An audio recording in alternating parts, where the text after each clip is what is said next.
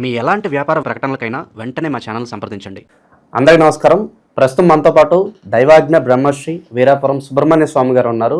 So August మాసంలో మీనరాశి వారి పరిస్థితి ఏ విధంగా ఉండబోతుందో గురుగారిని అడిగి తెలుసుకుందాం. నమస్కారం గురుగారు. శుభాశీస్సులండి. గురుగారు, ఆగస్టు మాసం, అందులోనూ శ్రావణ మాసం, మీనరాశి వారు ఏళ్ళనాటి శనిలో ఉన్నారు. ప్రస్తుతం వీళ్ళ టైం ఎలా నడుస్తుంది, ఎలాంటి జాగ్రత్తలు తీసుకోవాలంట?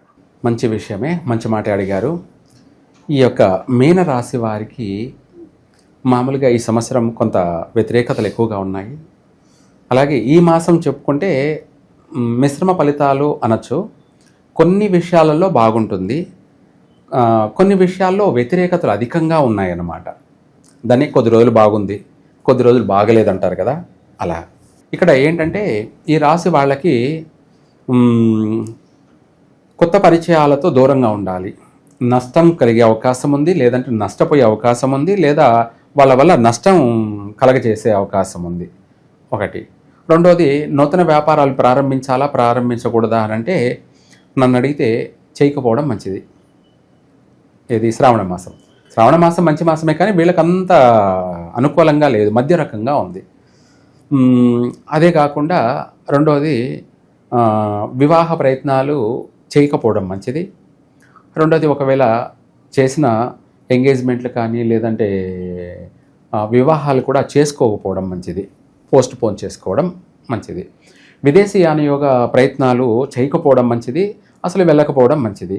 ఒకవేళ వెళ్ళాల్సింది వస్తే పౌర్ణమి లోపలే వెళ్ళడం మంచిది. ఎప్పటి వరకు? పౌర్ణమి లోపలే వెళ్ళడం మంచిది. ఎందుకంటే వాళ్ళు అక్కడ వీళ్ళు ఇక్కడి నుంచి ఎన్నో ఆశలు పెట్టుకొని, ఎంతో ఆశతో ఖర్చు పెట్టుకొని వెళ్తారు కదా, అది నెరవేరాలి, బాగుపడాలి. కాబట్టి అందుకని పౌర్ణమి లోపలే వెళ్ళినట్టయితే పర్వాలేదు. మొత్తం మీద ఓవరాల్గా అనేకమైనటువంటి విషయాలలో ఆటంకాలు, అవరోధాలు ఎక్కువగా ఉన్నాయి. ఎక్కువగా అశుభ కార్యాల్లో పాల్గొనడం, అంటే బంధువులు కావచ్చు, లేదా దూరం స్నేహితులు కావచ్చు, చుట్టుపక్కల కావచ్చు, లేదా కొంత కుటుంబ సభ్యులు కావచ్చు, అంటే తల్లి తరపున నుంచి వాళ్ళకి కావచ్చు, సూతకాలు అంటే ఇటువంటి కార్యాల్లో పాల్గొనే అవకాశాలు ఎక్కువగా కనపడుతున్నాయి. పరామర్శలు, ఇటువంటివన్నీ కూడా. అందుకనేసి ఈ రాశి వాళ్ళు ఇంపార్టెంట్ విషయాల్లో ఆచితూచి ఆలోచించి అడుగు వేయడం చాలా మంచిది. ఇంపార్టెంట్ పనులు చేయకపోవడమే చాలా మంచిది. అది అంతేకాకుండా అనుకూలమైనటువంటి వాతావరణం కాదు కాబట్టి మాట పట్టింపులు, శత్రుత్వాలు అధికంగా ఉన్నాయి. అది ఇంట్లో భార్యాభర్తలే కావచ్చు, తల్లిదండ్రులతో కావచ్చు, అన్నదమ్ములతో కావచ్చు, అక్క చెల్లెలతో కావచ్చు, ఇరుగు పొరుగు వాళ్ళతో కావచ్చు, లేదంటే స్నేహితులతో కావచ్చు, చుట్టుపక్కలతో కావచ్చు, శత్రుత్వాలు అధికమయ్యే అవకాశం ఉంది. అంటే మంచివాడు కూడా మనల్ని చూస్తే శత్రువు అయిపోతాడు. అంటే మనం మంచి మాట్లాడినా కూడా అవతల వాడికి కోపం తెప్పించే విధంగా ఉందన్నమాట. అదే బ్యాడ్ టైం అంటే. కాబట్టి అనేక విషయాల్లో బాగలేదు, కొన్ని విషయాలలో పర్వాలేదు, కానీ మొత్తం మీద అయితే మాత్రం అంత అనుకూలం లేదు. అందుకనేసి ఈ రాశి వాళ్ళు వీలైనంత వరకు కూడా అనేక విషయాల్లో చాలా జాగ్రత్తగా నడుచుకోవాలి. సంతాన విషయంలోనూ జాగ్రత్త ఉండాలి, వ్యాపారాల విషయాల్లోనూ చాలా జాగ్రత్త ఉండాలి. అంతేకాకుండా వీళ్ళు చేసే వ్యాపారాలలో వీళ్ళ ఇళ్లలోనే దొంగతనాలు జరిగే అవకాశం ఉంది. వ్యాపార సంస్థల్లో కానీ ఇళ్లలో కానీ చోరీలు, దొంగతనాలు జరిగే అవకాశాలు కూడా ఉన్నాయి. అంటే వస్తువులు పోగొట్టుకోవడం అనేది ఇటువంటి. సో వీళ్ళు ఏదన్నా అక్కడ ఒక చోట పెట్టి మర్చిపోవడం, ఇలాంటి సందర్భాలు కూడా ఉంటుందంటారు? ఏదైనా కావచ్చు. మొత్తం ఏదైతేనేముంది, నష్టం అవుతే నష్టమే కదా. వేరేవాడు వచ్చి దొంగతనం చేసినా, లేకపోతే మనమే మర్చిపోయినా, మనం ఎక్కడ డబ్బులు పెట్టి ఒక గంట 2 గంటల సేపు అంటే మర్చిపోయి తిరుగుతుంటే అది ఉంటుందాడా? ఉండదు. అది దొంగతనమేగా. అట్లా ఏదైనా సరే పోగొట్టుకునే అవకాశాలు ఎక్కువగా ఉన్నాయి. అందుకని ప్రతి విషయాల్లో కూడా జాగ్రత్త ఉండాలి. వాహనాలు అస్సలు కొనద్దు. వాహన ప్రమాదాలు కూడా జరిగే అవకాశం ఉంది. నష్టపోయే అవకాశాలు అధికంగా ఉన్నాయి. భూ వ్యవహారాల్లో కూడా చాలా జాగ్రత్తగా ఉండాలి. మోసపోవడము, నష్టపోవడం కూడా జరిగే అవకాశం ఉంది. ఈ రియల్ ఎస్టేట్ వ్యాపారాలకు సంబంధించి ఇటువంటి వాటిల్లో కూడాను. ఆరోగ్య విషయాల్లో కూడా చాలా జాగ్రత్తగా ఉండాలి. మొత్తం మీద ఏదేమైనా మీనరాశి వాళ్ళకి ఒడిదుడుకులు అధికంగా ఉన్నాయి కాబట్టి మాసం శుభమాసం అయినప్పటికీ వీళ్ళకి మాత్రం కొంత నెగిటివ్గా ఉంది. కాబట్టి ఈ మాసంలో వీళ్ళు ఏం చేయాలి అంటే ఒక మాటలో చెప్పాలంటే వీటన్నిటి నుంచి కూడా బయటపడాలి. సరే బాగలేదు, ఏం చేద్దాం? అలానే భయపడుతూ కూర్చుంటే రాదు కదా, కాలం ఆగదు కదా, కాలం గడిచిపోతూనే ఉంటుంది. ఈరోజు కాకపోతే రేపు ఏదైనా చేయాలంటే మనం ఈరోజు ప్రిపేర్ కావచ్చు రేపు చేయడం కోసం. గడిచిపోయిన రోజుని మనం ఏమి చేయలేం అన్నట్టుగా ఏంటంటే ఈ శ్రావణ మాసంలో వీళ్ళు ఏదైనా పరిహారం చేసుకుంటే దాని నుంచి ఈరోజు కాకపోయినా రేపు బాగుపడతారు. ఏమిటి? ఈరోజు చేసిన పని రేపు ఉపయోగపడుతుంది. ఆ విధంగా వీళ్ళకు కలిసి రావడం కోసం ఈ శ్రావణ మాసంలో వీలైతే 3 రోజులు లేదంటే 6 రోజులు, అమావాస్య అయిపోయినాక పాడ్యమి, విద్య, తదియ, చవితి, పంచమి, షష్ఠి 6 రోజులు, లేదనుకోండి చవితి, పంచమి, షష్ఠి ఈ 3 రోజులు నాగదేవతలకి మొదటి రోజు బెల్ల పొంగలితోటి, అంటే బెల్ల పొంగలి బాగా మనం లూజుగా చేసుకొని దాన్ని తీసుకువెళ్ళి కాస్త వేడివేడిగా ఆ సర్పాలకి అభిషేకం చేసి, అంటే పాయసానంతో అభిషేకం అన్నమాట, బెల్ల పొంగలితో అభిషేకం చేసి ఆ ప్రసాదాన్ని కొంచెం తీసి పక్కన పెట్టుకొని మిగతా శుభ్రంగా నీళ్ళతోటి, పసుపు నీళ్ళతోటి మళ్ళీ శుభ్రం చేసేసి ఆమెన పసుపుతో మొత్తం అంతా విగ్రహాన్ని పసుపుతో పూర్తిగా పసుపుతో మెండుగా అలంకరించేసి కుంకుమ బొట్లు పెట్టేసి 5 ప్రదక్షిణలు చేసుకొని రావాలి. ఆ బెల్ల పొంగలితోటి అభిషేకం చేయడం వల్ల శత్రు వినాశనము, శత్రు వినాశనం, శత్రు అంటూ అనేవాడే లేకుండా పోతాడు. రెండోది, మనల్ని ఎవరు మోసం చేయలేరు. మనకు ఎవరన్నా మోసం చేయాలనుకుంటే వాడికే నష్టం జరుగుతుంది. 2, మూడోది ఏంటంటే మనల్ని ఎవరన్నా మనల్ని తప్పుగా చూడలేరు, తప్పుగా మాట్లాడలేరు. అంటే ఎవరైనా కోపం మాట్లాడతారు అని అనుకున్నాం కదా, అంటే శత్రువులే అధికంగా అయ్యారు, అటువంటి సమస్యలు ఉండవు. ఇంకా వాళ్లకు మనకే సహాయం చేసి పోవాల్సిన పరిస్థితి ఏర్పడుతుంది. ఈ యొక్క బెల్ల పొంగలితో అభిషేకం చేయడం వల్ల మనకు ఆర్థికంగా అప్పుల బాధలన్నీ కూడా తీరిపోతాయి.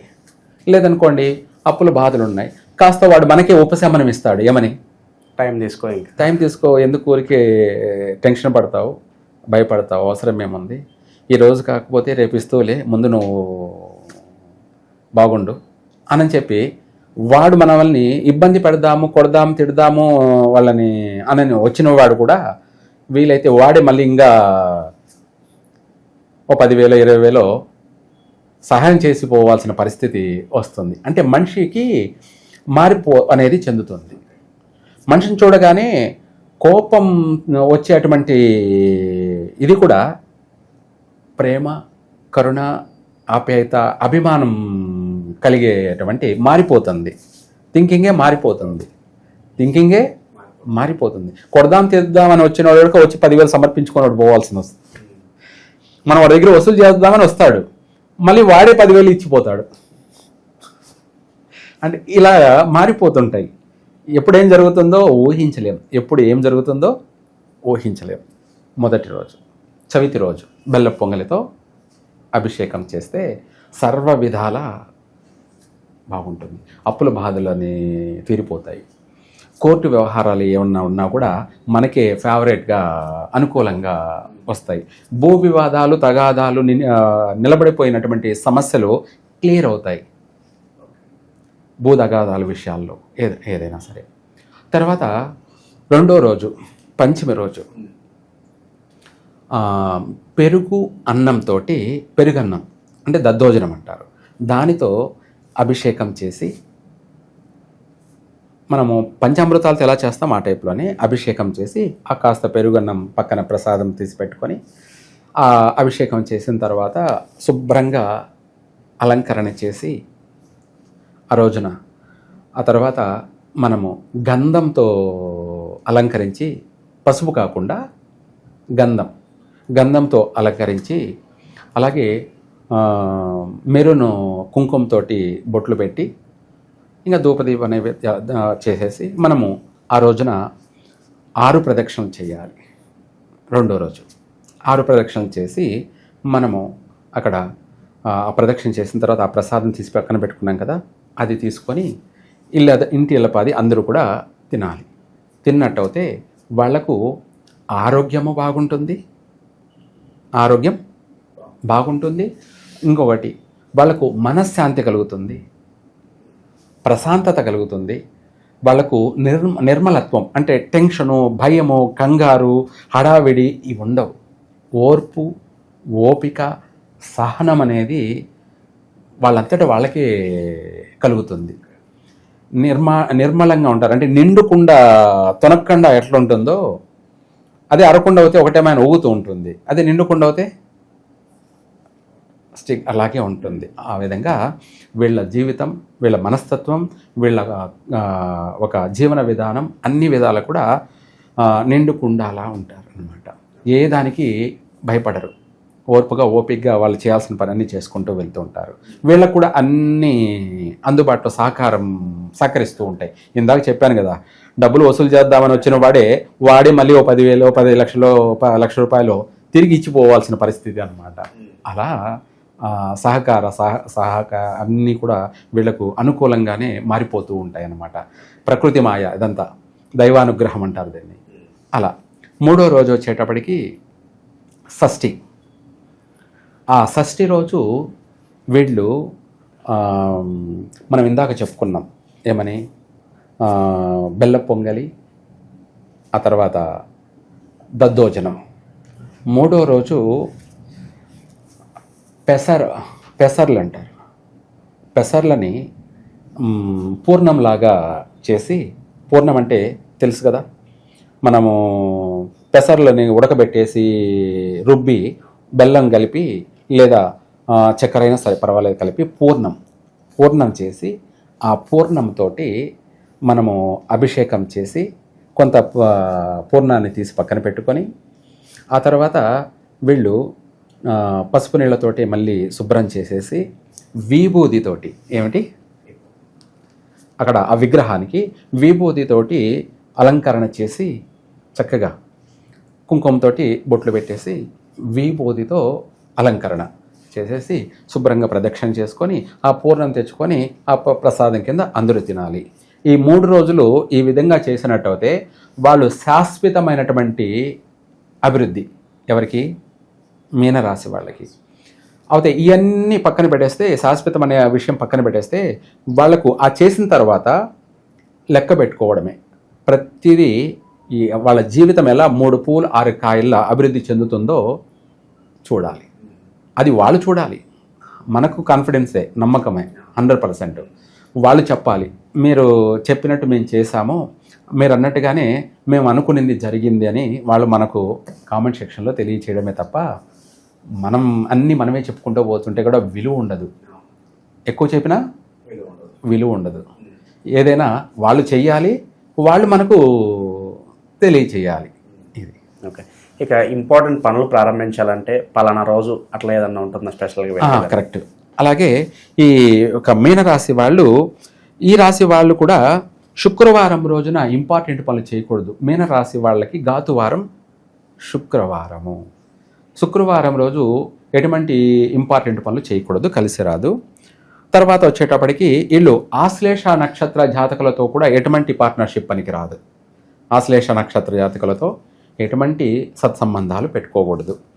తర్వాత సింహ లగ్నమందు మీనరాశి వాళ్ళు సింహ లగ్నము అనే ముహూర్తంలో ఎటువంటి ఇంపార్టెంట్ పనులు చేయకూడదు, కలిసి రాదు. అది ఘాతు లగ్నము, అశుభ లగ్నము, బ్యాడ్ టైం. ఆ సమయంలో ఏది చేసినా జీవితాంతం నష్టమే కలుగుతుంది. అందుకనేసి ఆ ఒక్క ముహూర్తాన్ని వీళ్ళు అవాయిడ్ చేయాలి. మిగతా అన్ని ముహూర్తాలు కూడా శుభ ముహూర్తాలే. కన్యా లగ్నం, లేదంటే కర్కాటక లగ్నం, మిథున లగ్నం, వృషభ లగ్నం, తులా లగ్నం, వృశ్చిక లగ్నం, ఇవన్నీ కూడా వీళ్ళకు అదృష్టప్రదమైనటువంటి శుభముహూర్తాలు. కాబట్టి ఇంపార్టెంట్ పనులు ఏదైనా సరే వీటిలో చేసుకోవచ్చు. ఒక సింహ లగ్నంలో ఇంపార్టెంట్ పనులు ఏవి చేయకూడదు, కలిసి రాదు. సో ఓవరాల్గా ఈ శ్రావణ మాసం అంతా కూడా మీనరాశి వారికి ఎలా ఉండబోతుంది, ఎలాంటి జాగ్రత్తలు తీసుకోవాలి అద్భుతంగా వివరించారు. ధన్యవాదాలు గురుగారు. సర్వే జన సుఖినో భవంతు.